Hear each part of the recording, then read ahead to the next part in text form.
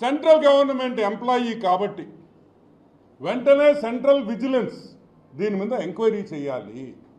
విజయసాయి రెడ్డి దగ్గర విజయసాయి రెడ్డి ఇంట్లో Google takeout ద్వారా ఇతను నిజంగా మదన్ మోహన్ గారు అక్కడికి వెళ్ళారా లేదా, ఆయన చెప్పిన టైంలో ఆయన ఇంటికి వెళ్ళాడా లేదా, ఆయన అక్కడి నుంచి వైజాగ్ వచ్చాడా లేదా అనే పూర్తి విషయాలు ఈ ఎంక్వైరీ చేస్తే బయటకు వస్తాయి.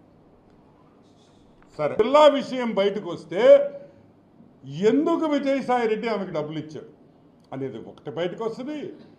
ఏమేమి పనులు చేయించుకున్నారో వైజాగ్లో, ఏ ఏ ల్యాండ్స్ దొంగతనం చేశారనే విషయం కూడా అన్నీ కూడా బయటకు వస్తాయి.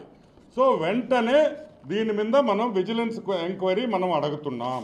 అన్ని విషయాల్లో కూడా ఈరోజు వైజాగ్ దోపిడీ చేసింది విజయసాయి రెడ్డి అనేది అర్థమైపోయింది. 1,60,00,000